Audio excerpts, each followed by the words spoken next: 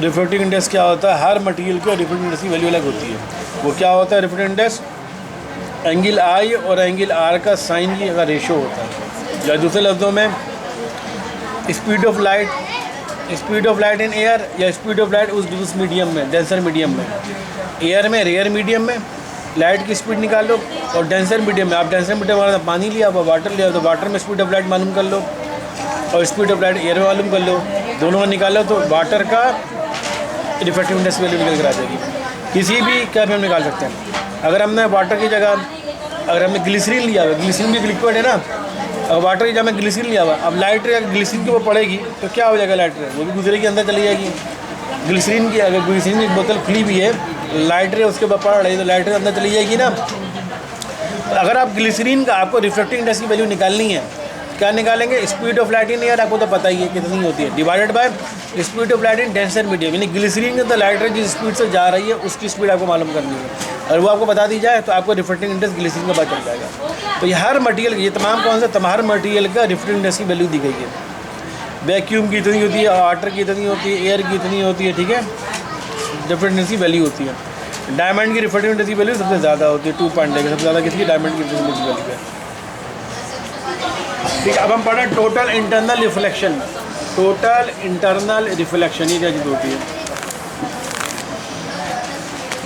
ये थोड़ा इसको समझ लेंगी, ठीक है, आसान टॉपिक है लेकिन समझना है, ध्यान देके समझना है कि क्या चीज़ हो रहा है।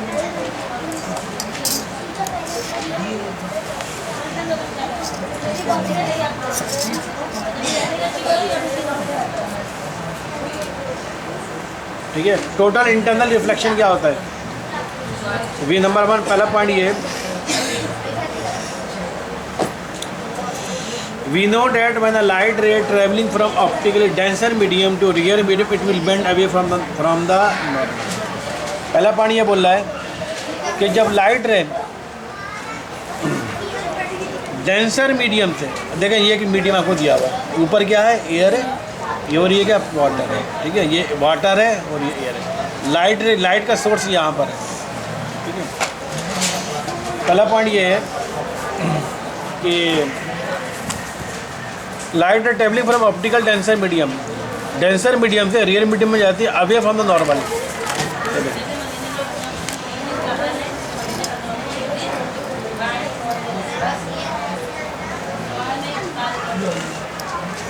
पहला पॉइंट ये, जब लाइट रे डेंसर मीडियम से रियर मीडियम में आती है तो लाइट जो रिफ्रैक्ट होती है वो नॉर्मल लाइन से दूर हो जाती है, away from bend, away from normal. अब देखें ये लाइट रे यहाँ पर आ रही है, बहुत सारी लाइट रेज आ रही हैं।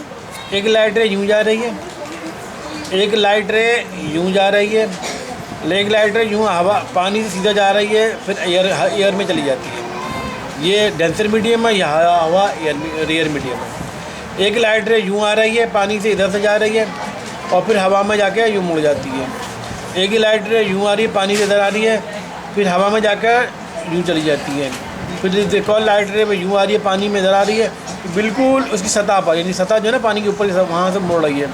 और एक चौथी लाइट रे यूँ आ रही है और ये यूँ जाने के बाद बजाय रिफ्रैक्ट के बजाय रिफ्लेक्ट होना शुरू हो गया। ठीक है, प्रोसेस है 1 2 3 4।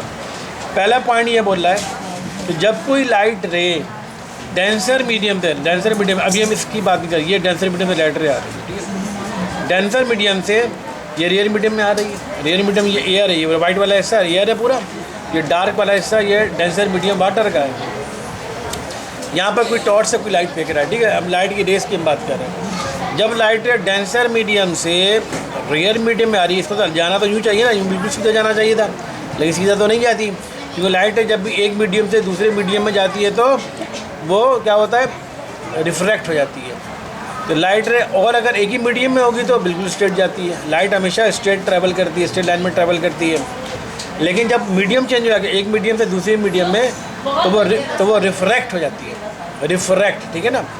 लाइट रे यूँ आ रही है, अब इस सतह से अब दूसरा मीडियम स्टार्ट हो गया है या एयर हो गया, तो ये बजाय सीधा जाने के रिफ्रैक्ट होकर यूँ मुड़ गई। तो ये जो सतह है ऊपर, इस सतह पर हम नॉर्मल लाइन इसी सतह के ऊपर बनाते हैं ना, यहाँ पर हम क्या करेंगे 90 के एंगल बनाएंगे, 90 एंगल पे लाइन खींचेंगे और नॉर्मल लाइन कहलाएगी। ये जो लाइन डॉट डॉट लाइन है ये नॉर्मल लाइन है। जब पहला पॉइंट ये बोल रहा है कि जब कोई लाइट रे डेंसर मीडियम से रेयर मीडियम में जा रही होती है तो नॉर्मल लाइन से दूर हो जाती है। देख रहे हैं आप, इसको तो यूँ सीधा जाना चाहिए था ना, तो नॉर्मल लाइन के बजाय बजाय सीधा जाना, ये लाइट रे यूँ सीधा जाने के बजाय यूँ चली जाती है और करीब हो जाती है। अगर यूँ जाती है तो नॉर्मल लाइन करीब हो जाती है ना, लेकिन ये नॉर्मल लाइन से दूर हो रही है। नॉर्मल लाइन हमारी ये और उससे ये दूर हो रही है लाइट। तो जब कोई लाइट रे डेंसर मीडियम से रेयर, याद रखना डेंसर मीडियम से रेयर मीडियम में जब जाएगी तो नॉर्मल लाइन से दूर हो जाएगी। पहला पॉइंट है, दूर हो गई। इसको होना तो यूँ चाहिए, या तो यूँ जाती बिल्कुल सीधा, या इस नॉर्मल या यूँ जाके यूँ मुड़ जाती, थोड़ा नॉर्मल लाइन के करीब हो जाती लाइट रे, नॉर्मल लाइन के करीब और करीब हो जाती, लेकिन ऐसा नहीं होता। डेंसर मीडियम से रेयर मीडियम में जब लाइट रे जाती है तो नॉर्मल लाइन से क्या हो जाती है, वो दूर हो जाती है। ये दूर हो गई, ठीक है। पहला पॉइंट हमारा ये, पहली बात समझ में आ गई। We know that the light ray traveling from optically denser medium to rear medium, it will bend away from the normal. Normal line से दूर हो जाती है। दूसरा point, if we increase the angle of incidence, the angle of refraction will also increase. दूसरा point, अगर बोला अगर आप एंगल ऑफ इंसिडेंस बढ़ाओगे तो एंगल ऑफ रिफ्रैक्शन भी बढ़ेगा। अब दूसरा पॉइंट, अब देखो लाइट रे यूँ आ रही थी, एंगल ऑफ इंसिडेंस क्या होगा, ये होगा एंगल ऑफ इंसिडेंस। ये नॉर्मल लाइन से जो लाइट रे एंगल बना रही थी वो एंगल ऑफ इंसिडेंस होता है, और नॉर्मल लाइन से जो लाइट रिफ्रैक्ट हो रही थी वो एंगल ऑफ रिफ्रैक्शन होता है। Angle of incidence, angle of refraction, ठीक है, एंगल ऑफ इंसिडेंस और एंगल ऑफ रिफ्रैक्शन। दूसरा पॉइंट ये है कि बोला जब आप एंगल ऑफ इंसिडेंस बढ़ाओगे, एंगल ऑफ इंसिडेंस बढ़ाने का मतलब क्या हुआ, मैं इसको लाइट रे को और यूँ करूँ या यूँ करूँ, इस तरफ ले जाऊँगा ना मैं, तभी तो एंगल बढ़ेगा। अब देखिए दूसरी लाइट रे यूँ आ रही है, ये देखिए ये वाला एंगल नॉर्मल लाइन से और ये वाला एंगल नॉर्मल, कौन सा, ये ज़्यादा है, ये ज़्यादा है, ये ज़्यादा है ना ये, क्योंकि ये नॉर्मल लाइन से दूर हो गई, ये नॉर्मली थोड़ा करीब है। समझ आ रही बात। दूसरा पॉइंट ये है कि अगर लाइट रे बोला एंगल ऑफ इंसिडेंस बढ़ाओ, एंगल ऑफ इंसिडेंस ये है ना आपका, इसको बढ़ाओ, बढ़ाने का मतलब क्या हुआ, नॉर्मल लाइन से करीब करोगे, नॉर्मल लाइन से दूर करोगे, नॉर्मल लाइन से दूर करते जाओगे ना, लाइट रे को और दूर करते जाओगे तो वो एंगल ऑफ इंसिडेंस बढ़ता चला जाएगा। तो दूसरा पॉइंट ये है, जब एंगल ऑफ इंसिडेंस बढ़ाओगे तो एंगल ऑफ रिफ्रैक्शन भी बढ़ जाएगा। देखो पहले रिफ्रैक्शन कहाँ पर आ रहा था, ये हो रहा था, दूसरी लाइट रे यूँ आ गई, एंगल ऑफ इंसिडेंस आपने बढ़ा दिया तो रिफ्रैक्शन देखो और बढ़ गया। ये तो ये वाला एंगल, ये एंगल नॉर्मल से और बढ़ गया, ये बढ़ गया ना, ये वाली इसका देखो, इसका angle R, angle of refraction, और इस लाइट रे का जो रिफ्रैक्ट हो ये वाला एंगल आर है, ये बढ़ गया ना, ज़्यादा हो गया। तो एंगल ऑफ इंसिडेंस हमने बढ़ाया तो एंगल ऑफ रिफ्रैक्शन भी बढ़ गया। ये दूसरा पॉइंट है, इन्होंने बनाया भाई, देखो यूँ करके यूँ बनाया हुआ, ठीक है। इस लाइट रे का एंगल ऑफ रिफ्रैक्शन बढ़ गया, पहले एंगल ऑफ रिफ्रैक्शन कम था, अब एंगल ऑफ रिफ्रैक्शन और बढ़ गया। फर्स्ट तो पहले 60 डिग्री था, अब ये हो गया 70 डिग्री हो गया या 80 डिग्री हो गया।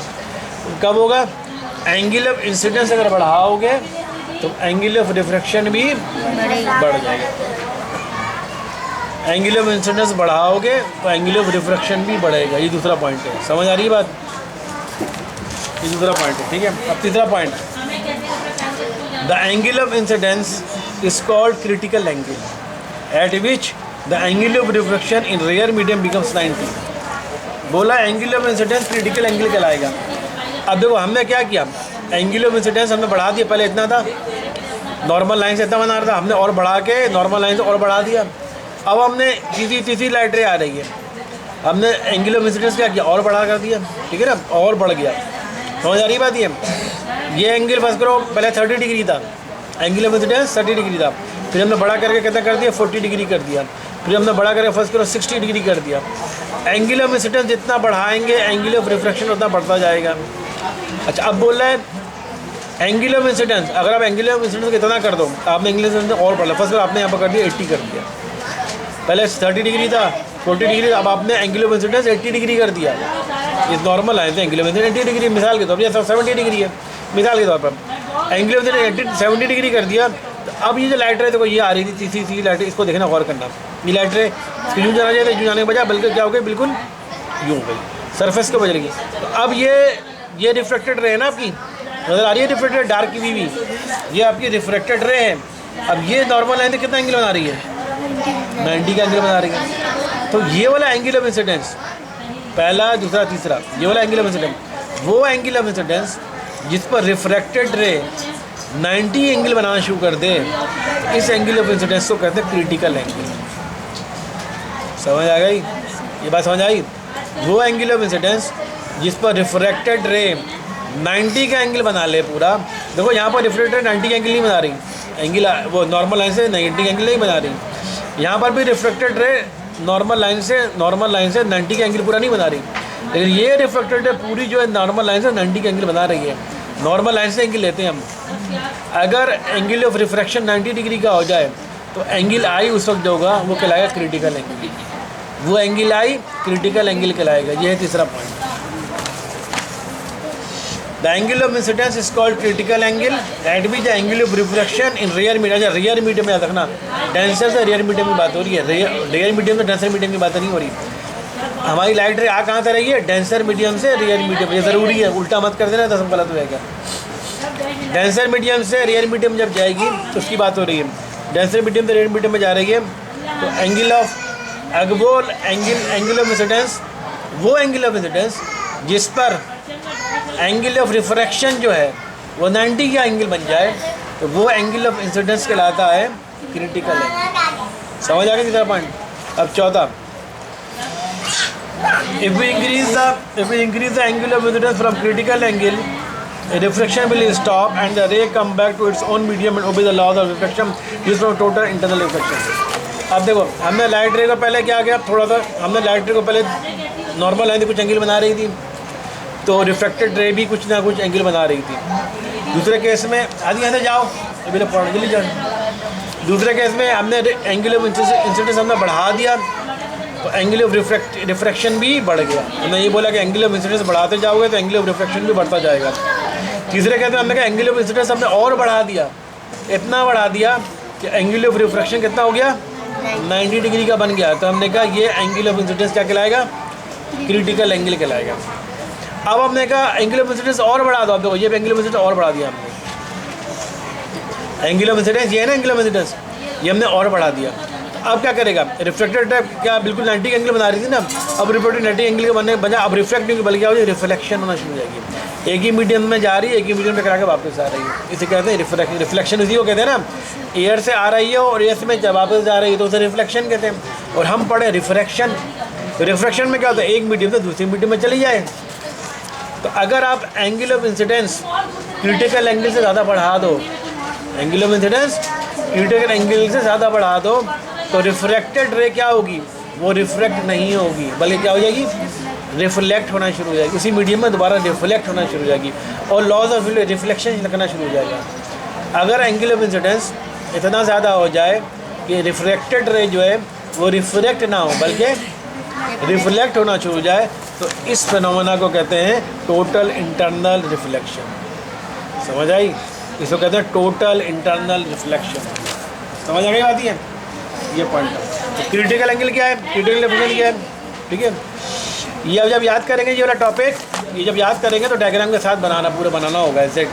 ठीक है, जो पॉइंट लिखा हुआ उसी के हिसाब से डायग्राम बनाना है। मतलब पॉइंट कुछ और लिखा, डायग्राम कुछ और बनना है। कोई रे कहीं जा रही है, कोई ऐसा नहीं होना चाहिए। बिल्कुल डायग्राम ये बिल्कुल प्रॉपर डायग्राम बनी और प्रॉपर शो हो रहा है कि हम बिल्कुल सही बनेंगे। क्रिटिकल एंगल क्या होता है? Angle of incidence denser medium. Denser medium में एंगल ऑफ इंसिडेंस इसका क्रिटिकल, ये वाला एंगल ऑफ इंसिडेंस है। क्यों? इस पर एंगल ऑफ रिफ्रैक्शन, ये है एंगल ऑफ रिफ्रैक्शन, ये एंगल ऑफ रिफ्रैक्शन कितना हो गया? रेयर मीडियम में 90 डिग्री का हो गया। ये कहलाएगा critical angle. Angle I critical angle कहलाएगा। ये एंगल आई, ये एंगल आर, ये एंगल आई, ये एंगल आर, ये एंगल आई, ये एंगल आर, ये एंगल आई, ये एंगल। अब यहाँ पर एंगल आर तो होगा नहीं क्योंकि ये रिफ्लेक्ट तो होंगे बल्कि रिफ्लेक्शन हो जाएगा। एंगल ऑफ रिफ्लेक्शन हो जाएगा। ये नॉर्मल लाइन तो यहाँ यूँ हो जाएगा। समझ आई?